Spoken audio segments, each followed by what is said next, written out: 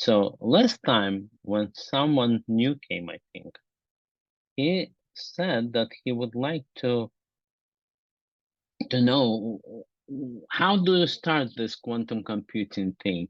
How do you start learning? And I thought that would make sense. If we discuss it, I have lists, but I didn't want to just post a list here. That's not fun. Instead, we're here to discuss what I use, and it's a non-stop journey. I think you will agree with me that it's very different from every other branch of computer science, as you will see. Okay, so if so, that's my plan. The plan is to show you the books that I personally read on my journey, and by now I think my journey was more than a year. And with that, I think I give you a somewhat cooked thing. You know, sometimes one can learn all he wants and then discover that later on new discoveries will negate that. That is a little bit upsetting. So by now, at least I'm more than a year into this and no more being upset. I know that nothing bad will happen. Now, I don't know if you hear my cat, but I do. So I apologize. I'll make sure that it's not on the way. 1 second.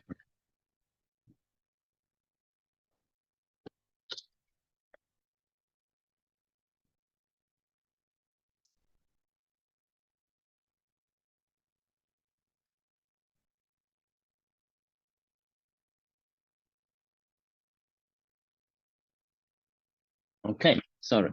That cat likes to have an open door into the cabinet, and after that, you don't hear from her for a day, so we're okay. All right, so books. Uh, there is a list of books that I read. Let me do this. Let me do here as a summary. How to start, maybe. How to study quantum computing. Okay. Well, actually, that is a complete guide here. The first thing that you can do is read about quantum physics.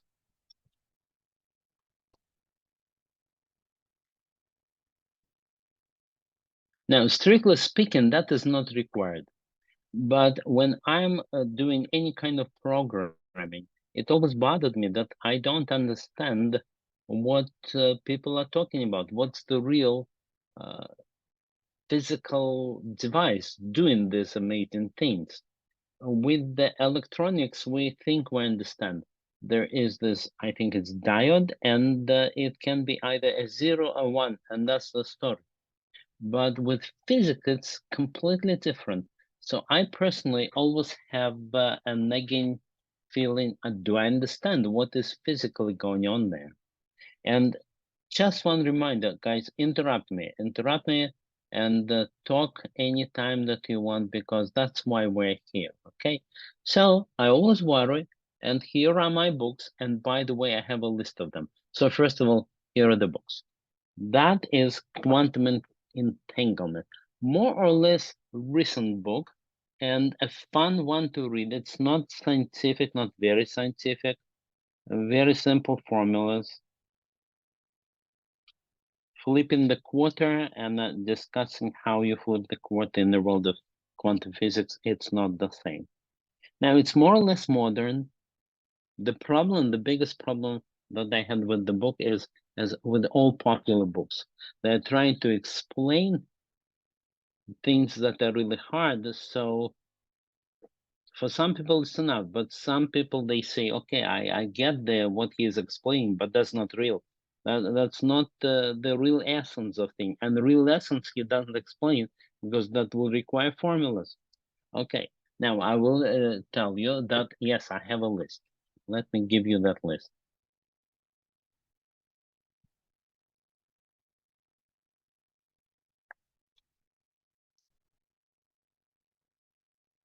Okay, I have a blog where I put it. less time.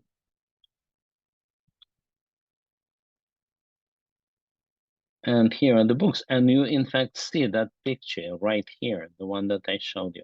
So I'm giving you the link.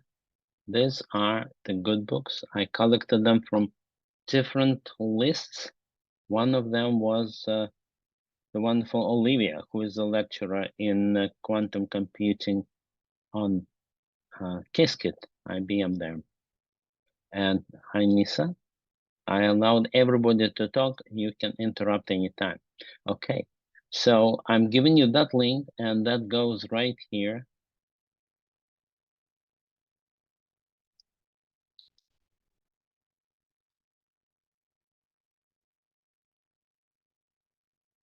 Okay.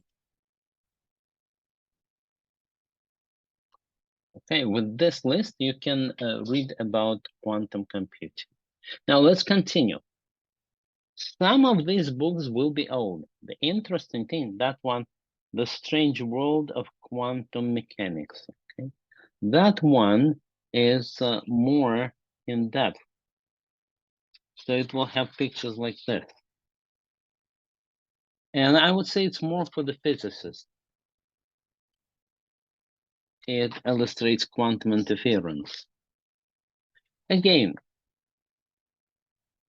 there, Littlewood was a mathematician in the 20th century, and he wrote Mathematical Miscellany. That's a lot of fun things. So one person came to him. Is it required, he said, to read all these books to get a PhD? The answer, of course, said Littlewood, nothing is required, because Littlewood was a mathematician. So his required was different than required at the university. Is it mathematically a requirement? It wasn't. But then he said, but the sad fact that the reverse is also true. Nothing is sufficient. No books will guarantee that you get this PhD. Now, the next one, quantum physics for that everyone needs to know. What especially excites some people is that it's everybody needs to know. There are no exceptions. Exceptions. Everyone, absolutely everyone in the world needs to know that. That's an interesting approach. That is Oxford, and it more or less has the pictures, but I'm going through these books just so that you know that yes, they're there. Yes, I went through them, and I'll show you the best to me. To me was the best approach, but to you it may be different. The next one is fine. It's like this, and I think it's in the shape of a comics. You have funny characters here. Here you have Dr. Bohr, who can help, and all the other heroes. So, well, if you're a physicist and maybe drinking a beer with your other friends physicists, maybe that would be a good one to read. It will not add to your understanding of quantum mechanics, but it will be fun to talk. Here's another very funny thing. I'll show you, first of all, the cover. You see, it looks like as if it is a comic, but uh, from uh, from the older times, because the style of drawing is 40s, 30s, right? But you look inside and the picture, and you look at what the people hold in their hands. It's a mobile phone, right? It's a device, it's the modern flat screen TV, and so on. So that is the purpose. Amazing world of quantum mechanics. And again, he will talk about the amazing things with the superheroes.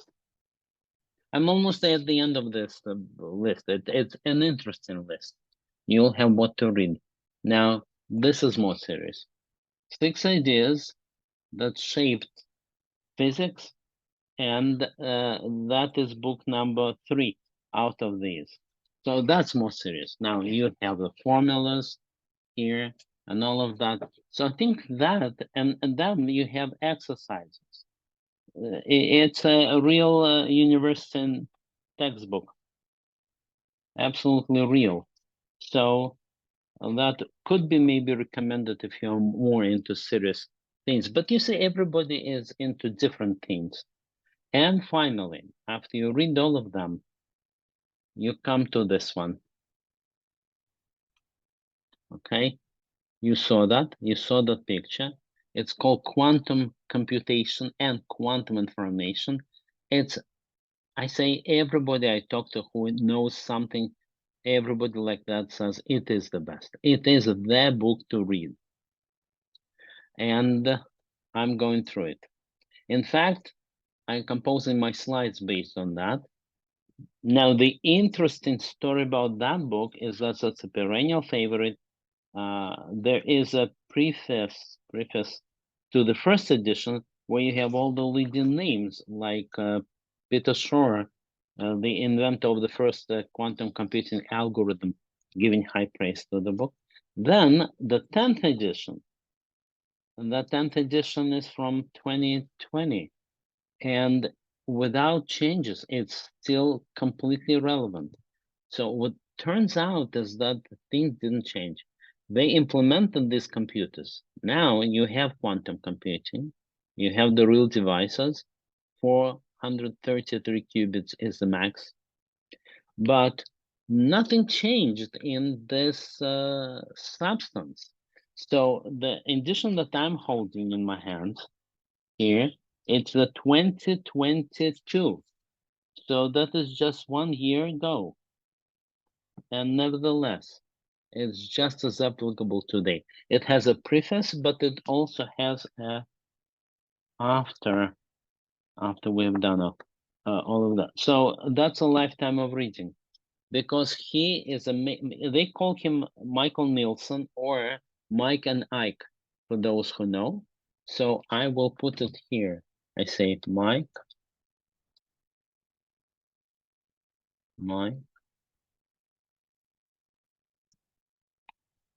or he doesn't type, Mike and Ike. Even though he's not an Ike, he is Isaac, but they call the book Mike and Ike. It's a perennial favorite. It's the best because he combined something that, first of all, Peter Shor says that by now it should be many volumes like that. The amount of knowledge you need in quantum mechanics and physics is many volumes, and he was able to combine it in just one. But that one is 700 pages. Let me look at 676 pages. Very heavy. I have a PDF. You can search on internet and find a PDF of that. But I was going slow. I realized I also need the book. Okay, that's one way. And the interesting thing is that, as I told you, nothing is required. Strictly speaking, you don't have to know physics, but it will help. On the other hand, maybe you can just do this one and it combines everything. Now, another friend of mine whom I discovered teaches that stuff at Chicago University. He says he is trying to go away from the quantum computing as soon as he can, quantum mechanics as soon as he can, and stay with the mathematics. And now we see the amazing thing that you can look at it from the point of view of purely, let's put it this way, approaches. Okay? So you can start with quantum mechanics or quantum physics, however you call it. And as an outgrowth of that, you will study quantum computing. That's one possible way. Another possible way is Mike and Ike, because Mike and Ike, they start from very little physics. They do mention it, but they go into a mathematics and computation combination. So they cover everything. And that's way number one. So I can put there, number one. Oh, no. No.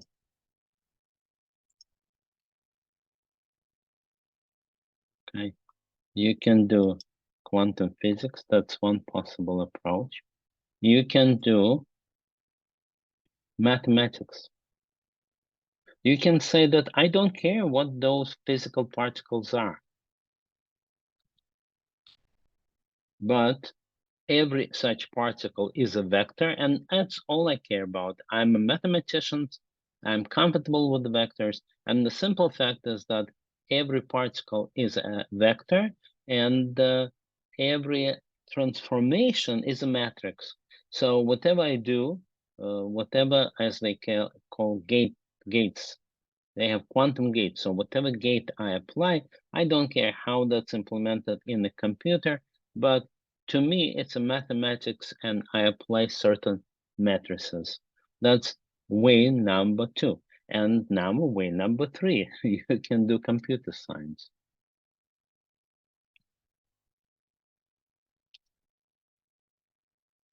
Okay. And in my case, I did all three because if you don't, at least a little bit, if you don't understand exactly what you're doing, you're never comfortable. Comes a kid from the street, you're supposed to explain it to every kid on the street because otherwise they say you don't understand it. So it's a good test, explain it to everybody. And no, you won't be able to because he will ask you, oh, quantum, what is quantum? What is physics? And he may ask you, well, I read about mathematics. So what's the mathematical point of view? And again, computer science. All right, these are your choices, and that's a list of things. And maybe I should add this Mike and Ike to the list. So I'll do that. I'll add Mike and Ike to the list. The list will be complete. I will also add a very funny comics, and I'll write it here. So it will be complete.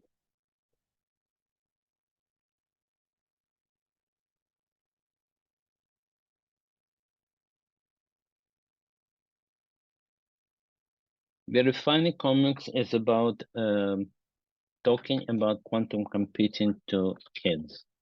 All right, but then you might say, I heard that it's computing, quantum computing. So where do I do this? So that's my labs. You know, guys, when I'm giving you the labs, then I'm giving you the labs right here.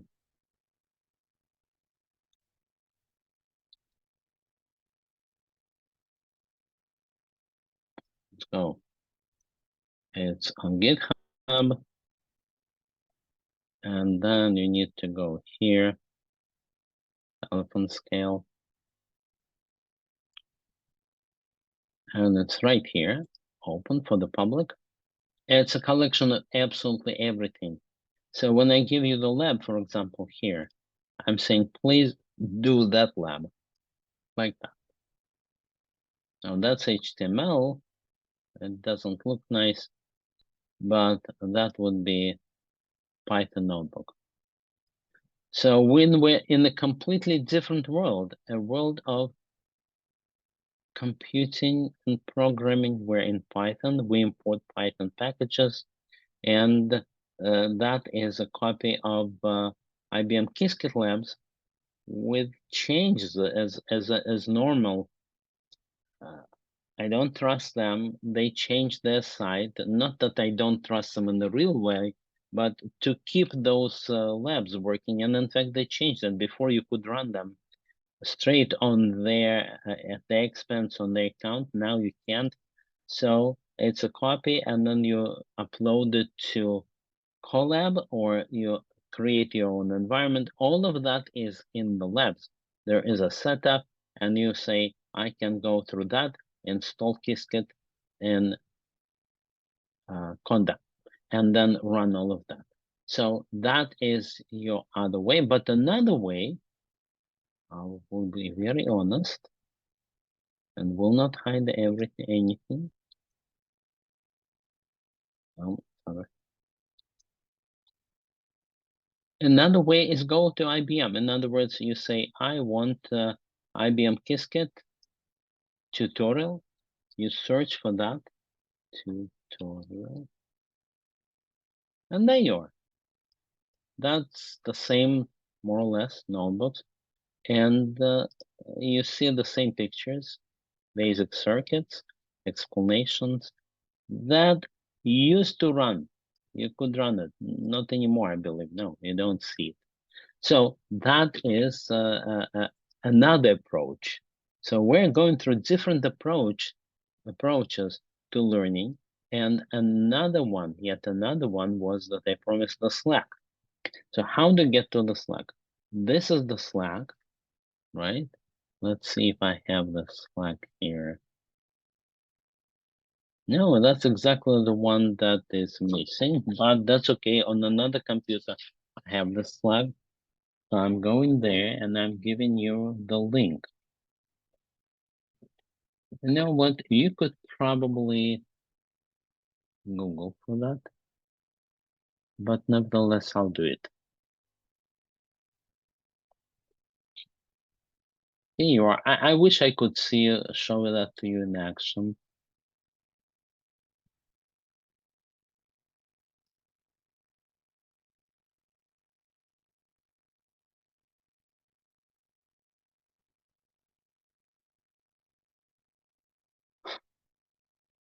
Probably search. I will add this link later on, but probably search what you need is Qiskit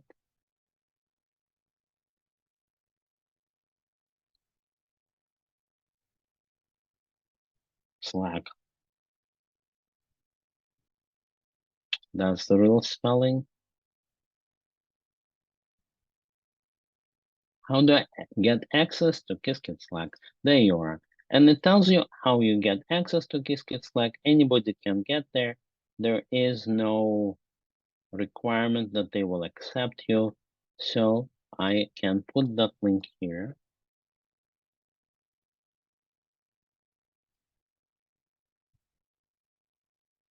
And that's the Slack.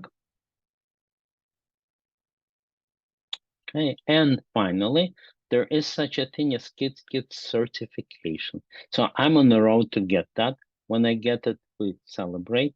But meanwhile, we can definitely find it.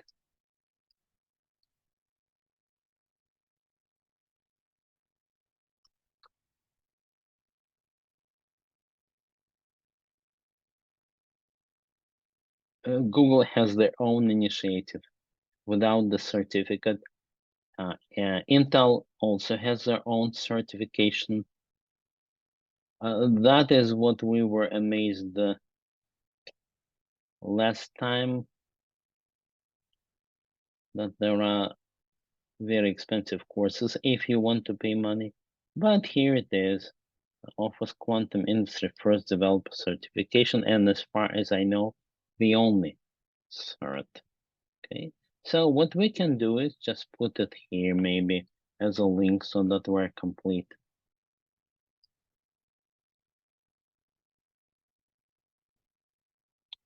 Okay, now we're more or less complete, right? I will pause at this point and I'll give you a chance to speak, okay, to ask questions. Here's Fred, and maybe Fred, it was you who wanted a little guide to how to learn. So that was it. Now, to summarize what we did was this. We said that there are three approaches to learning about quantum computing. And the first one is to learn as much quantum physics as you can. Here's the list of books. And that will not give you quantum computing, but it might give you the necessary base and the feeling good about that. Look, I'm doing quantum physics. And the other approach is math. You can say my particle is a vector and my gates are transformations that you do with the vectors, which is usually done with matrices. And from then on, you forget about all physics. You just say it's mathematics. So my friend whom I often quote, he's a mathematician anyway, and he tries to do that as soon as he can in his course. Finally, we programmers are computer scientists, right? So if that is the case, you can just go straight to, not here, but to very similar labs, either from them, from Qiskit, or from me, where I collect a big number of that. And that's the third approach. Now, I will ask you the question, which approach do you like, 1, 2, or 3? So I'll do this. I say chat, which approach do you like? Okay, now you can tell me 1, 2, or 3.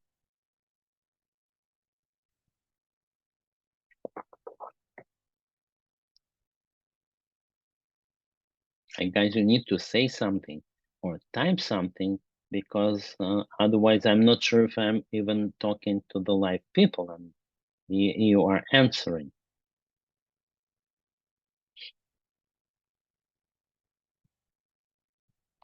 Hello, 1, 2, or 3. Just type that number. Okay, Jim is 2.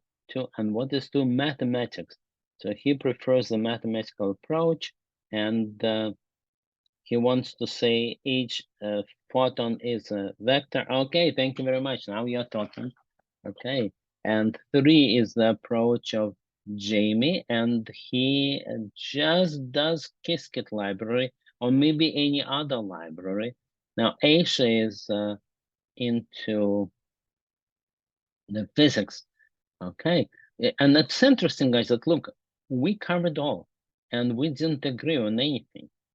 And in my course uh, uh, with lectures, I even have there a philosophy corner.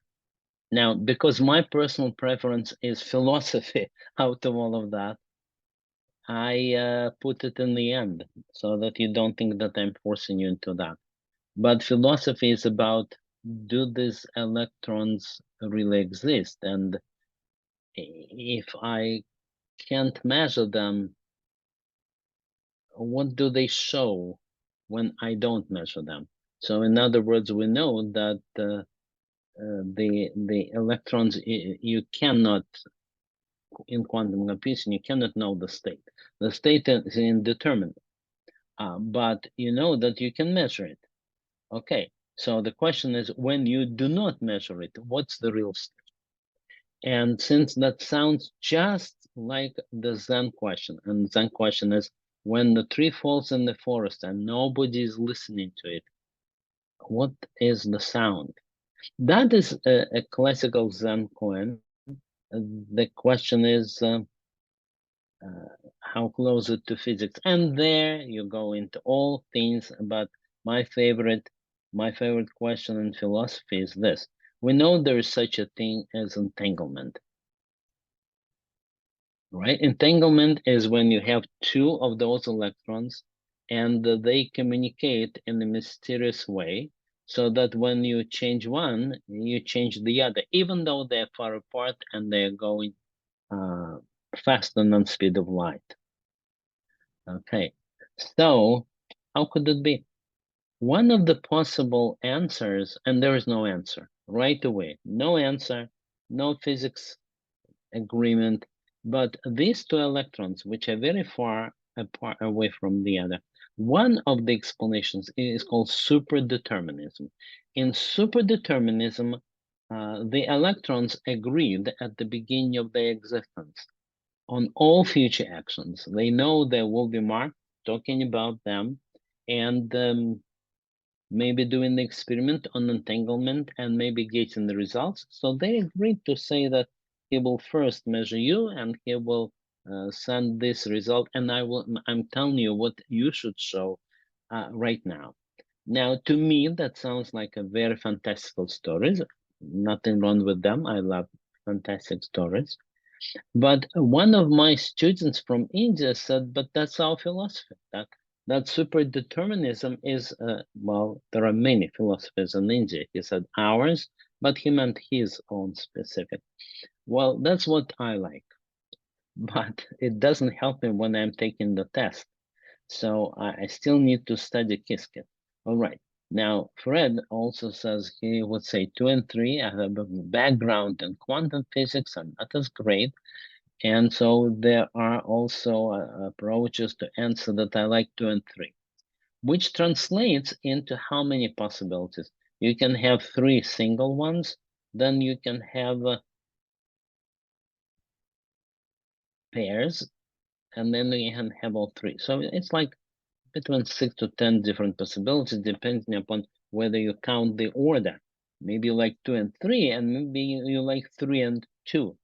Okay, that's a little bit aside on talking about this, but we basically achieved what we wanted. We wanted to outline a complete guide to studying quantum computing, and it was elusive. It was just as elusive as those electrons themselves. But we outlined at least 3 approaches: quantum physics, math, and computer science. And the books, they cover it all. And again, one book that covers all is this. It does combine uh, the quantum computation and quantum information. So that, who is the publisher on quantum computation and quantum information? A good question. That publisher is Cambridge. You see here is Cambridge University Press. You can find it on Amazon. It's heavy, but you can also Google and find PDF. In fact, I think somewhere I have the link to PDF. Why do I say Google and find? Because I'm not exactly sure if that's very valid. Maybe it just leaked out, and then I'm putting this link here. I will be advertising you stealing. So easier to say that you can go and steal yourself. Okay. Confluence page. Well, no, I don't have a Confluence page. What I do have is this link, right? This link I'm putting in our chat.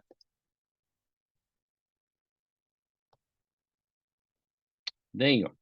So that contains every one that we ran, and every one of these means about half a year. That is enough. Here you have everything. You have my email, and then you have a drive with all the slides that we ever looked at, and oops, and I think we actually do have the book, Quantum Computation and Quantum Information by Mike and Ike. I did put it here. So I take back what I said. It's no different from them publishing it versus me publishing it. The book is here. All right. So practice. Usually what we do for practice is run one of those labs. Well, today I plan to take it easy and not run a lab because I gave you all the information. Maybe better than concentrate. Maybe I should say practice next time. Rather than concentrate on any practice and thus weaken what we've done. We've shown you a real complete approach, philosophically complete, I think, and any specific practice will prefer one over the other. But now we don't. So what I want to say is that, let me stop share. Okay, and I think I answered all the questions. And you can talk, you can ask, or you can just say, hello, that was great. And we will see each other next week. Hold on before you go. Yeah, The I'm version, no rushing anywhere. the version that is on the internet is a 2010 version. I don't know if you saw that. And you said there's a 2022 version? It's like this. Mine came in the mail. Of course, you cannot guarantee that the PDF that you find on the web will be the same. What I can more or less guarantee is that it doesn't change. Every time that they publish this book, they just republish it. That's an amazing book. That's an amazing thing. What he did is 20 years ago, he wrote a book.